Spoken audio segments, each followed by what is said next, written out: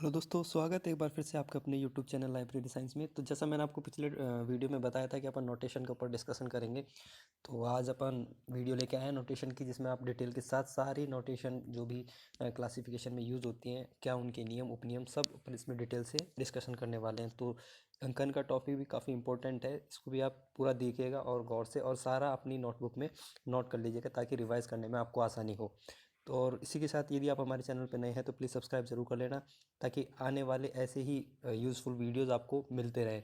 और अगर अच्छा लगे तो लाइक कीजिएगा, कमेंट करके बताना, कोई डाउट हो तो भी पूछना, और दोस्तों के साथ शेयर करना। तो चलिए शुरू करते हैं फिर। देखिए, देखते हैं नोटेशन यानी कि अंकन, इसकी परिभाषा एक बार अपन देख ले सकते हैं कि क्या इसकी डेफिनेशन होती है। तो इसकी डेफिनेशन होती है कि किसी भी वर्ग, उपवर्ग या विभाग का प्रतिनिधित्व करने के लिए जिस अंक या जिस प्रतीक का प्रयोग किया जाता है उसे अंकन कहते हैं। तो देखिए, ये तो हो गई किताबी लैंग्वेज, कि किताबी लैंग्वेज में अपन को ऐसा पूछेगा नहीं, अगर ये इसकी परिभाषा पूछता है तो ये आप याद रह ही जाएगा कि इसको अंकन कहते हैं। तो ये किताबी लैंग्वेज है। अगर मैं आपको समझाता हूँ इसको कि ये होता क्या है, ये क्या होता है, ये एक पर्टिकुलर चीज़ को सिंबल प्रोवाइड या सिंबल से दर्शाने के लिए ये नोटेशन यानी अंकन का प्रयोग किया जाता है। यानी it is use to make short form and it use in classification schedule.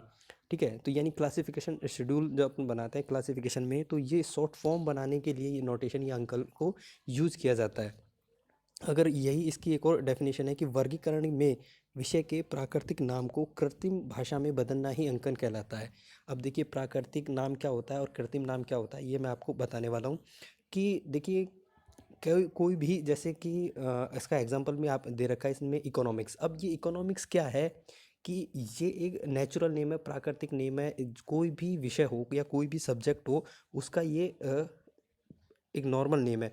उसको क्लासिफिकेशन करते टाइम उसको ऐसा एक रूप दे देना ताकि वो याद करने में या उसको सर्च करने में जो भी है वो अपन को सुविधा मिले। तो इसके लिए इस अंकन को यूज किया जाता है। जैसे कि इसमें एग्जांपल में इकोनॉमिक्स है, इकोनॉमिक्स को जगह अपन क्लास जो सीसी में उसको एक्स से डिनोट करते हैं, वहीं डीडीसी में इसको 330 से डिनोट करते हैं। तो ये एक्स और जो 330 है ये कृत्रिम नेम है, और जो इकोनॉमिक्स है ये इसको प्राकृतिक नेम बोला जाता है।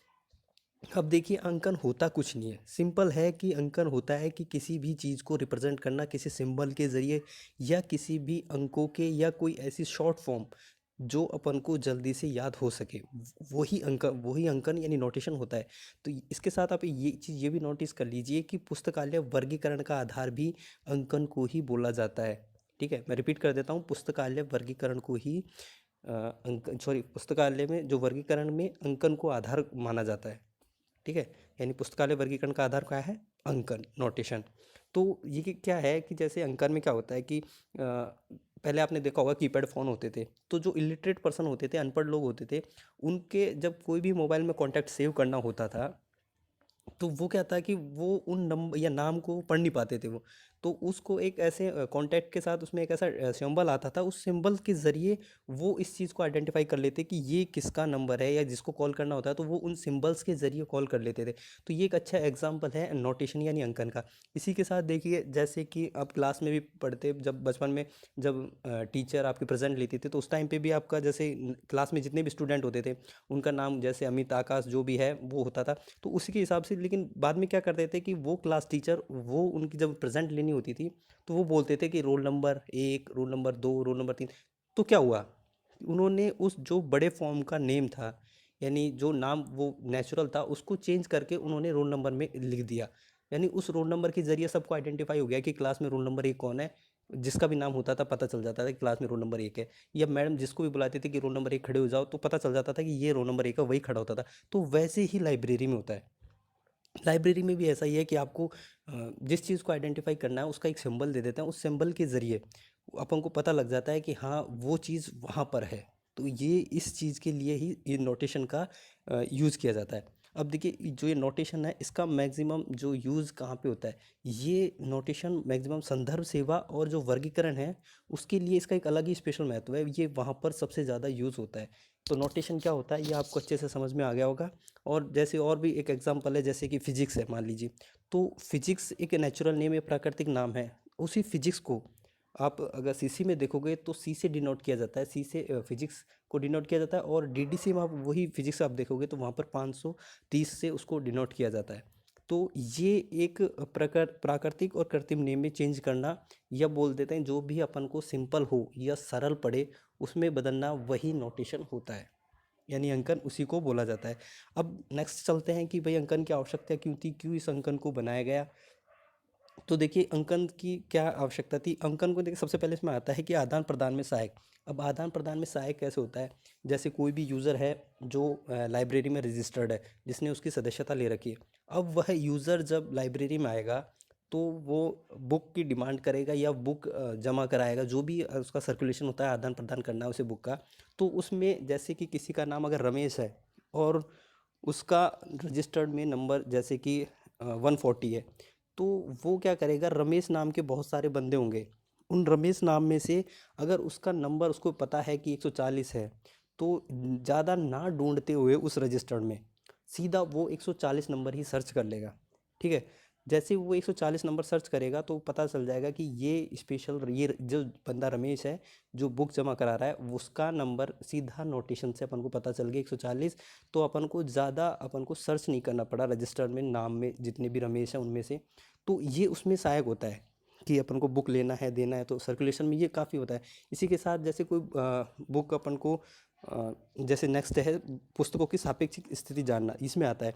इसमें क्या होता है कि जैसे सेल्फ में बहुत सारी बुक रखती है, ये आपको सबको पता है कि जितनी भी जो अलमीरा हैं उन सेल्फ्स में बहुत सारी बुक रहती है। तो उस बुक को जो डिमांड कर रहा है यूज़र, उस जो डिमांड वाली बुक को उस यूज़र को बताना है कि वो बुक उसको कहाँ पर्टिकुलर कौन सी जगह पे मिलेगी, वो भी इसकी नोटेशन के थ्रू ही मिलता है। क्योंकि हर एक आपको पता है कि वहाँ पर लाइब्रेरी में सबके अंक होते हैं वहाँ पे फिक्स, तो उस अंकन के ज़रिए बता दिया जाता है कि आपको वो बुक जैसे अगर तीसरे रैक में है तो वो वहाँ पर आपको मिलेगी। तो उससे क्या होता है कि बुक के जो अंकन है उसके ज़रिए वो उस बुक को आसानी से ढूंढ पाता है और उसके समय का बचत हो जाता है। तो ये नोटेशन का यूज़ है वहाँ पर। इसमें नेक्स्ट है कि इसकी अनुक्रमणिका बनाने में सहायक। अब अनुक्रमणिका यानी कि इंडेक्स, किसी भी इंडेक्स को बनाने के लिए नोटेशन काफ़ी इंपॉर्टेंट होता है। इंडेक्स वही होता है जैसे अभी मैंने आपको बताया कि 120 पे अगर रमेश है, तो वैसे ही ये इंडेक्स होता है कि किसी भी पर्टिकुलर विषय का बनाना वो इंडेक्स के अंदर ही आता है। तो ये वहाँ पे भी काफ़ी हेल्पफुल होता है नोटेशन, तो इसकी वहाँ पे भी आवश्यकता पड़ती है। नेक्स्ट है स्मृति बढ़ाने में सहायक। अब देखिए स्मृति बढ़ाने में कैसे सहायक है कि कोई भी चीज़ हो, जिस चीज़ को अपन बार बार देखते हैं तो याद हो जाती है। ठीक है, तो वैसे ही ये स्मृति बढ़ाने में ऐसे सहायक है कि जो बुक का किसी ने स्पेशलाइज अंकन कर रखा है या जो भी उसका नोटेशन उसको अंक प्रोवाइड है या उसको सिंबल प्रोवाइड है, अब उसके ज़रिए तो याद हो जाता है कि हाँ ये बुक वहाँ पर है। तो बार बार रजिस्टर ना खोलते हुए और ये सब चीज़ें ना देखते हुए वो अपन को तुरंत माइंड में इस चीज़ का क्लिक हो जाता है कि हाँ वो चीज़ वहाँ मिलेगी और वो वहाँ से अपन को अवेलेबल हो सकती है। तो ये स्मृति बढ़ाने में भी इसकी सहायता मिलती है। नेक्स्ट है कृत्रिम भाषा में अनुवाद। कृत्रिम भाषा में मैं आपको बता ही चुका हूँ, कृत्रिम भाषा क्या है कि शॉर्ट शब्द में जो सब अपन को समझ में आ जाए, सीधे जितना भी शॉर्ट सरल रूप में अपन को समझ में आ जाए वही कृत्रिम भाषा में अनुवाद है। मैंने आपको बताया था फिजिक्स जैसे, अब फिजिक्स को याद करने से अपन को उसमें याद करना है कि 530 है फिजिक्स का, तो तुरंत नंबर याद आ जाएगा। तो वो भी उसको शॉर्ट फॉर्म में चेंज करना, ये इस अंकन की आवश्यकता रही है। बढ़ते हैं आगे की तरफ। नेक्स्ट आता है अंकन के प्रकार, कि अंकन कितने प्रकार का होता है। मैं जो अंकन होते हैं वो दो प्रकार के होते हैं नोटेशन। एक तो होता है शुद्ध अंकन जिसको बोलते हैं इंग्लिश में प्योर नोटेशन। सेकंड है मिश्रित अंकन, इसको बोलते हैं मिक्स्ड नोटेशन। अब देखिए शुद्ध अंकन क्या होता है। शुद्ध अंकन में ये होता है कि इसमें ओनली एक ही तरीके के सिंबल्स यूज किए जाते हैं। ठीक है, यानी it's consist one type symbol, वो अरेबिक नंबर हो सकता है या फिर कोई सिंबल हो सकता है। तो वो सिर्फ इसके अंदर यूज़ किया जाता है कि अरेबिक नंबर में जैसे डीडीसी है उसमें यूज़ किया जाता है 0 1 2, तो इसमें 0 ही 1 2 जो अरेबिक नंबर चल रहा है वही इसमें यूज़ किया जाता है। अब इसमें इसके साथ जैसे कि जो रोमन होता है ABCD वो इसमें यूज़ नहीं किया जा सकता है। तो क्या हुआ कि शुद्ध अंकन में ओनली अरेबिक नंबर ही यूज़ किए जाएंगे, ओनली एक टाइप के सिंगल टाइप के नोट जो सिंबल्स हैं वो इसमें यूज़ किए जाएंगे। ठीक है, या तो 0 1 2 की फॉर्म में हो सकता है या फिर ABC ऐसे इसमें यूज़ हो सकता है। एक साथ दोनों यूज़ नहीं होंगे, 0 1 के साथ ABC ऐसा इसमें यूज़ नहीं होगा। तो ये इसका प्योर नोटेशन होता है, यानी शुद्ध अंकन होता है सिर्फ एक टाइप के सिंगल के लिए। अब ये एग्जांपल कहाँ देखने को मिलते हैं, ये अपन को देखने को मिलेंगे डीडीसी और ईसी जो क्लासेस वर्ग जो क्लासिफिकेशन होता है उसके अंदर अपन को ये देखने को मिल जाएगा शुद्ध अंकन। ठीक है। अब देखिए डीडीसी में कैसे, जैसे कि लाइब्रेरी साइंस है। अब लाइब्रेरी साइंस को अगर आपको डीडीसी में सर्च करना है तो 0 to 0 यानी 0 20 पे आपको लाइब्रेरी साइंस मिल जाएगी। तो वहाँ पे कोई भी जो रोमन लेटर्स हैं ABCD वहाँ पे यूज़ नहीं होता है। ठीक है। तो रोमन लेटर्स यूज़ ना होकर के सिर्फ ओनली अरेबिक नंबर यूज़ हुआ 0 to 0, तो लाइब्रेरी साइंस का इसीलिए इसको शुद्ध अंकन बोला जाता है। ठीक है। ऐसे ही मान लो मैथमेटिक्स है, तो मैथमेटिक्स का भी 5 7 0, तो नो कोई भी रोमन लेटर्स उसमें यूज़ नहीं होता है। ठीक है। नेक्स्ट इसमें आता है मिश्रित अंकन यानी कि मिक्स्ड नोटेशन। अब मिक्स्ड नोटेशन में क्या होता है कि इसमें मोर देन 2 टाइप्स, यानी ठीक है मोर देन 2 टाइप्स, दो अलग अलग तरीके के जो सिंबल्स हैं वो इसमें यूज किए जा सकते हैं। यानी इसमें क्या होता है कि मिक्सचर होता है। मिक्सचर बोले तो कि इसमें अरेबिक नंबर भी यूज़ होते हैं, साथ के साथ इसमें रोमन लेटर्स भी यूज़ होते हैं। ठीक है। रोमन लेटर्स में ABCD ये जेड तक, और अरेबिक नंबर में 0 1 2 3 के फॉर्म में चलता है। इसी के साथ इसमें सिंबल्स भी यूज कर ले सकते हैं, जैसे कि स्टार हो, डेल्टा हो, कॉमा, सेमी कोलन, कोष्टक, ये सब इसके अंदर यूज हो जाते हैं। ये सब मिश्रित अंकन में ही यूज होते हैं, जबकि प्योर नोटेशन में ये कोई भी सिंबल्स स्टार डेल्टा ये सब यूज नहीं होते हैं। ठीक है। अब मिश्रित अंकन के एग्जांपल देख लीजिए कि क्लासिफिकेशन कौन कौन सी इसके अंदर इंक्लूड की गई है।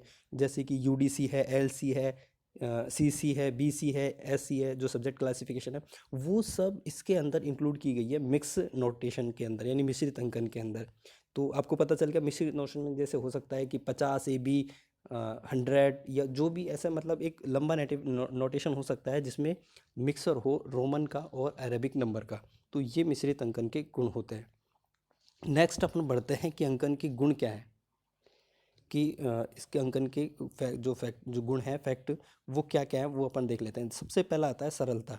अब सरलता कैसे, सरलता ऐसे कि देखिए कि जो भी ऐसा वर्ड जो लिखने में, याद करने में या बोलने में सरल हो, तो ऐसा वर्ड इसमें यूज़ किया जाता है। एकदम सरल शब्द इसमें यूज़ किया जा सकता है ताकि वो जल्दी से आसानी से याद हो जाए, ताकि किसी को भी बताने में उसे भी जल्दी से और ना ढूंढने में भी उसको सरल हो। तो इसके लिए इसको जो पहला इसका गुण है वो है सरल, की नोटेशन सरल होना चाहिए। ठीक है। कॉम्प्लिकेटेड ना हो, कि बहुत सारे ऐसा जो नोटेशन ना बनाए जिसमें ढूंढने में बहुत ज़्यादा दिक्कत हो, तो वो नोटेशन ही नहीं होगा जिसमें ढूंढने में दिक्कत होती है। नोटेशन बनाते क्यों है, ताकि अपन को किसी भी चीज़ को ढूंढने में या किसी पर्टिकुलर चीज़ को उसको सिंबल के जरिए तुरंत उसको आइडेंटिफाई कर सकें। ठीक है। नेक्स्ट आता है संक्षिप्त। संक्षिप्त कैसे, कि ये जो नोटेशन बना है वो शॉर्ट हो, यानी ज़्यादा लंबा ना हो, शॉर्ट एकदम हो। जैसे डीडीसी में फिजिक्स का मैंने आपको बताया था 530, तो ज़्यादा लंबा नहीं है, तुरंत आपको याद हो जाएगा हाँ 530 फिजिक्स। तो ऐसा इसमें बनाया जाता है, ये इसका गुण होता है अंकन का, कि ऐसा अंकन आप बनाइए ताकि वो कैसा हो, शॉर्ट हो, संक्षिप्त हो। नेक्स्ट है ग्राह्यशीलता। अब देखिए ग्राह्यशीलता क्या होती है, मैं आपको समझा देता हूँ, ये आप नोट कर लीजिए। ग्राह्यशीलता, ग्राह्यशीलता में क्या होता है कि आपको पता है कि फ्यूचर्स में, मतलब फ्यूचर में बहुत सारी बुक पब्लिश होती रहती है, नई नई बुक बनती रहती है। तो जैसे कि किसी भी पर्टिकुलर सब्जेक्ट है, उसका नंबर है, जो उसका वर्ग है, जो क्लास है वो है 1 से 2, यानी 1 से लेकर 2 तक उसका क्लास है। तो उसमें क्या होगा कि 1 से 2 के बीच में अगर कोई इन फ्यूचर नई बुक पब्लिश होती है, तो उसको आप वो उसके अंदर एडजस्ट हो जाए। ठीक है। तो उसको आप नोटेशन कर सको, उसको आप नंबर दे सको, इसके लिए उसमें ग्राह्यशीलता होनी चाहिए, उसको मतलब उसे अपनाने का गुण होना चाहिए। तो जैसे अगर नई बुक आती है तो किसी का नंबर, बुक का नंबर था 1। ठीक है। जैसे नई बुक आई कुछ दिनों बाद में तो उसका नंबर हो जाएगा 1.1, 1.2, ऐसे जैसे जैसे बुक आएंगी तो वो 1.3 ऐसे बढ़ता जाएगा 2 तक। मान लो इन फ्यूचर फिर नई बुक आती है तो 1.11, ऐसे करके वो ग्राह्यशीलता का इसके अंदर गुण होना चाहिए। ठीक है। तो ये इस ग्राह्यशीलता के अंदर आता है। नेक्स्ट है स्मृति सहायक।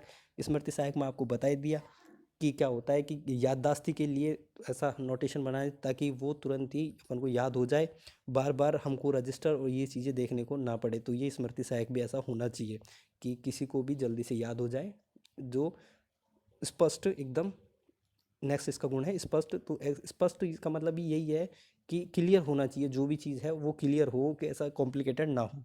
तो ये इसके गुण थे अंकन के, जो कि ये फॉलो करने चाहिए किसी भी एक श्रेष्ठ अंकन, या एक बोल सकते हैं बेस्ट नोटेशन बनाने के लिए, ये सब चीज़ें ज़रूरी। देखिए नेक्स्ट इसमें अपन देख लेते हैं अंकन के उपनियम, यानी कि जो भी अंकन के कैनन्स हैं वो अपन देख सकते हैं। सबसे पहले आप इसमें ये चीज़ नोट कर लीजिए कि जो अंकन के उपनियम हैं वो रंगनाथन महोदय हैं, उन्होंने ये सारे अंकन के उपनियम दिए हैं। तो ये आप इसमें नोट कर लीजिए। तो पढ़ते हैं। सबसे पहले पहला आता है सापेक्षता का उपनियम। अब देखिए सापेक्षता का उपनियम क्या है, इसको बोलते हैं कैनन ऑफ रिलेटिविटी।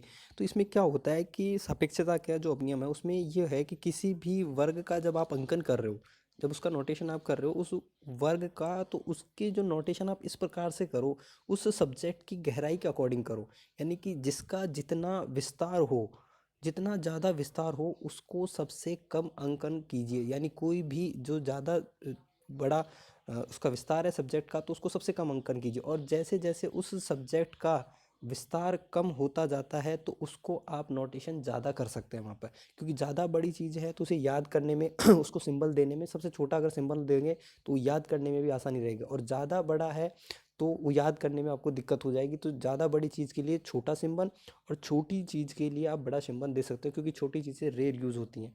जैसे कि मान लीजिए एशिया है, एशिया का अपना है 4, तो उसी प्रकार एशिया में जब अपन आते हैं इंडिया, तो इंडिया का अपन उस वहाँ पे नोट कर लेते हैं 44। तो वैसे करके उसके अंदर बाद में जैसे जैसे आप किसी भी जिले वाइज या राज्य वाइज आप जाओगे तो उसका नोटेशन जैसे उसका अंकन करना है तो उसका उसकी गहराई के अकॉर्डिंग कीजिए। नेक्स्ट इसमें आता है अभिव्यंजकता का उपनियम, यानी कि कैनन ऑफ एक्सप्रेसिवनेस। ठीक है, तो इसमें क्या होता है कि कोई भी वर्ग है जिसका आपको अंकन करना है, तो उस अंकन में जो अंक है वो अंक किसी एक पर्टिकुलर जो भी विशेषता है उसको दर्शाना चाहिए। ये अभिव्यंजकता का उपनियम है। यानी आप उसका जो आप नोटेशन कर रहे हो किसी वर्ग का, किसी क्लास का, तो उसका हर एक नंबर उस क्लास की किसी विशेषता को रिप्रेजेंट करना चाहिए। ये अभिव्यंजकता का नियम है। नेक्स्ट है मिश्रित अंकन का उपनियम। अब मिश्रित अंकन का मैं आपको बता ही चुका हूँ मिश्रित अंकन क्या होता है। तो मिश्रित अंकन का जो मिक्स नोटेशन है उसका यूज इसलिए इसमें उपनियम इसलिए बनाया है कि जो भी नई सब्जेक्ट का इजात हो, यानी जो भी नया विषय बने या नया वर्ग बने, उस नए वर्ग में जब नई चीज़ ऐड हो तो उस नई चीज़ को ऐड होने के लिए आप उसमें मिक्स्ड जो भी नंबर हैं वो ऐड कर सके आसानी से, ताकि उस सब्जेक्ट को वहाँ पर जगह मिल सके, उस वर्ग या उस क्लास के अंदर उस चीज़ को वहाँ पर जगह मिल सके। तो मिक्स्ड नोटेशन का इसीलिए यहाँ पे यूज़ किया है ताकि आप उसको एडजस्टेबल वहाँ पर हो सके नए नए मिक्स में आप करके। अब देखिए जो अगर प्योर होता है तो वहाँ पर चीज़ें काफ़ी लेंथी हो जाती है, इसलिए यहाँ पर इसको बताया कि आप मिक्स नोटेशन है उसका उपनियम आप सबसे ज़्यादा यूज़ कर सकते हैं। नेक्स्ट है स्मृति सहायक का उपनियम। अब देखिए स्मृति सहायक का उपनियम भी मैं आपको पहले बता चुका हूँ। स्मृति सहायक में यही है कि आप उस चीज़ को ऐसा सिंबल रिप्रेजेंट कीजिए ताकि वो याद करने में आसान हो। इसी के साथ एक और है कि रंगनाथन जी ने स्मृति सहायकों के भी उपसूत्र दिए हैं। अब वो क्या है वो भी मैं आपको बता देता हूँ। जैसे पहला है अनुवर्णिक स्मृति सहायक, यानी अल्फ़ाबेटिकली नेमोनिक्स। अब इसमें क्या होगा, इसमें क्या होता है कि अनुवर्णिक जो स्मृति सहायक है उनका प्रयोग वर्गांक बनाने के लिए किया जाए, और वो कैसा हो, अल्फ़ाबेटिकली हो। ठीक है, अब जैसे कैसे कि मान लो आप रोज़ के जीवन में आप कई चीज़ें देखते हैं। ठीक है, जैसे कि आप व्हाट्सअप ही ले लीजिए। आप व्हाट्सअप पे जब आप चैट करते हैं, आपको मैं लिखना है तो आप सीधा डायरेक्ट एम लिख देते हैं। ठीक है, और आपको गुड मॉर्निंग लिखना है तो आप सीधा जीएम लिख देते हैं। तो वो क्या होता है कि एक मतलब ऐसी शॉर्ट फॉर्म हो जाती है, वो अपन को जल्दी याद हो जाती है। तो ये अनुवर्णिक स्मृति इसी का है एग्जाम्पल, ताकि जो भी चीज़ें हैं वो शॉर्ट रूप से आपको जल्दी से याद हो जाए। नेक्स्ट इसमें आता है अनुसूची स्मृति सहायक, यानी कि शेड्यूल्ड नेमोनिक्स। तो देखिए इसमें क्या होता है कि कोई भी जैसे कोई विषय विशेष है तो उस विषय विशेष के एक अंक या अंकों के समूह के द्वारा उसको रिप्रेजेंट करना चाहिए या उसको प्रदर्शित करना चाहिए। तो ये इसका उपनियम है। देखिए जैसे कि डीडीसी का कोई भौगोलिक विस्तार है, तो आप उस डीडीसी का अगर कोई भौगोलिक विस्तार देख रहे हो तो वो क्या चलता है कि आप कभी किसी कंट्री का आप देखोगे, मान लीजिए आप इंडिया का अगर देखोगे, तो सबसे पहले जैसे कि ज्योग्राफी ऑफ इंडिया आ जाएगा, वहाँ पे उसका जो भी नंबर होगा, उसके बाद में हिस्ट्री ऑफ इंडिया। तो ऐसे क्या होता है कि विशेष अंकों के द्वारा उसको रिप्रेजेंट या अंकों के समूह के द्वारा उसको रिप्रेजेंट किया जाता है। तो ये इसका उपनियम आता है अनुसूची स्मृति सहायक, यानी शेड्यूल्ड नेमोनिक्स। नेक्स्ट इसमें आता है पद्धति स्मृति सहायक, यानी सिस्टमेटिक नेमोनिक्स। अब पद्धति जो स्मृति सहायक उसमें क्या होता है कि वर्गीकरण में वर्गों को प्रदर्शित करने के लिए अंकों को उसके समांतर उसके जो सहायक वर्ड हैं उनके अनुक्रम में उसको व्यवस्थित करते हैं। अब देखिए होता क्या है ये भी आप मैं आपको बता देता हूँ। जैसे मान लीजिए कि डीडीसी और सीसी का अपन एग्जांपल लेके चलते हैं। डीडीसी में धर्म है, मान लीजिए धर्म को डीडीसी में रिप्रेजेंट करेंगे 200 से, और वहीं धर्म को सीसी में रिप्रेजेंट करेंगे क्यू से। तो जैसे ही आप आगे बढ़ोगे, धर्म के अंदर जाओगे, जैसे धर्म में आप गए, कोई और जैसे हिंदू आता है तो उसका जैसे आप जाओगे तो 294.5 ऐसे हो जाएगा, उधर से सीसी में उसका हो जाएगा Q2। जैसे ऐसे आप बढ़ते जाओगे वैसे वैसे उसमें ये आगे पॉइंट के साथ ये बढ़ते जाते हैं। तो ये इसी का होता है कि उनके समानांतर वर्ग के चलते रहते हैं। ये इसका स्मृति सहायक जो पद्धति है सिस्टमेटिक, वो इसका एग्जाम्पल है।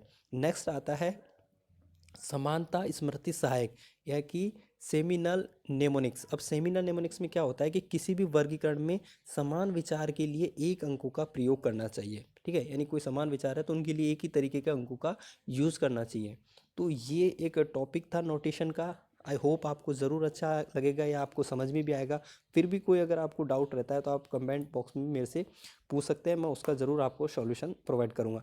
और वीडियो अच्छी लगती है तो लाइक ज़रूर करना, दोस्तों के साथ शेयर करना, और नए हैं तो सब्सक्राइब करना बिल्कुल मत भूलना। मिलते हैं फिर नई वीडियो में, तब तक के लिए धन्यवाद। Take care.